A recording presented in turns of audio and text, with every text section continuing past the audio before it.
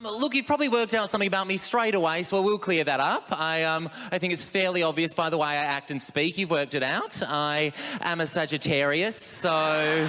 Gay men always get asked the same... We do get asked always the same questions, like, when did you know you were gay? And have you ever had sex with a woman? And should I buy this dress? And the answer's no, Sarah, you look fat. And... Oh, no, this is not going to work. This is Eurovision. No, this was very Grammys 2011. But I love black metal. No, I feel like one of the Real Housewives of Middle Earth. Change.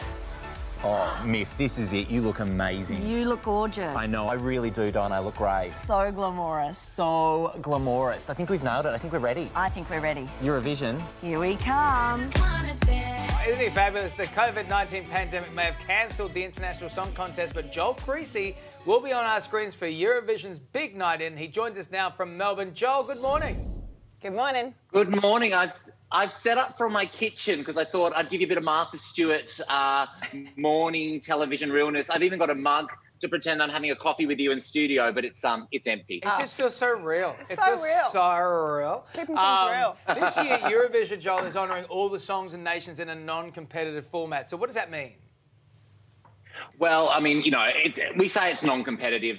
Anything Australia ever does is competitive. So we're counting down the 40 songs that would have been going to Eurovision. Australia has voted, and we've pulled Montaigne out of the mix because we figured Australia probably will just vote for Australia. But we'll be showing Montaigne staging as it would have looked in Rotterdam, just on a slightly smaller stage. Yeah, it's She's definitely amazing, a smaller stage, and it's going to be a different production. From DIY neck frills to substitute wind machines, and we've got the socially distanced dance-offs as well. What are your top Eurovision ISO party tips?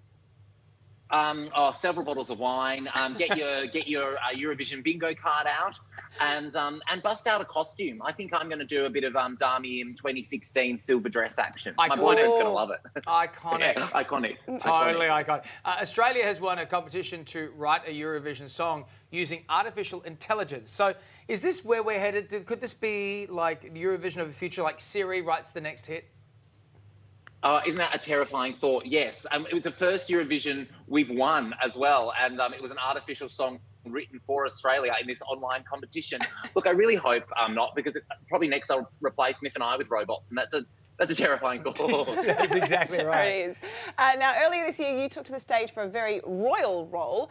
Tell us about the Boy George.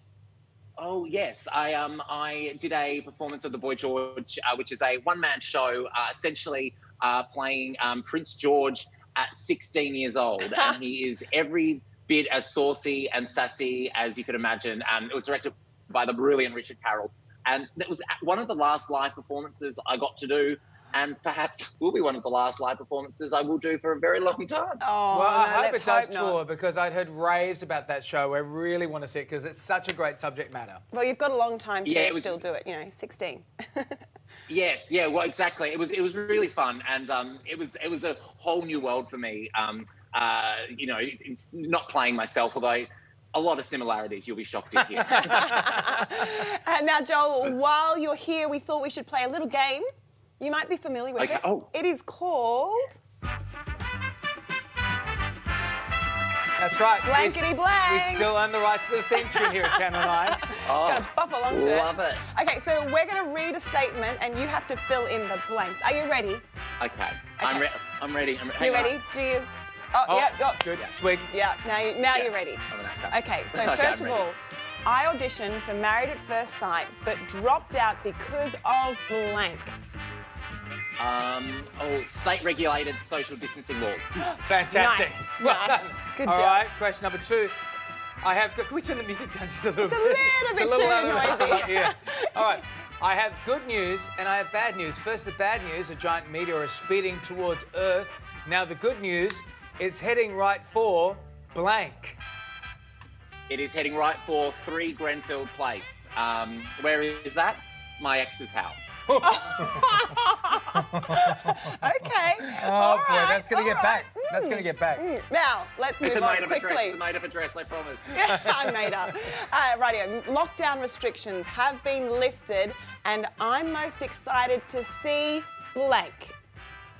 Oh, my local Dan Murphy sales assistant. I have missed Greg.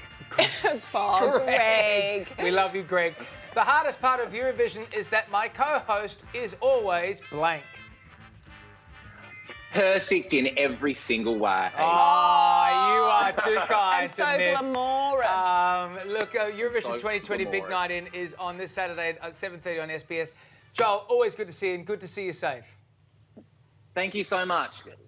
Great to have a coffee with you. Good No, fun. just slug that Cheers. down, mate. Cheers. Take it easy. Oh, he's finished it. He finished it. Yeah. See you, Joel. See you, Joel.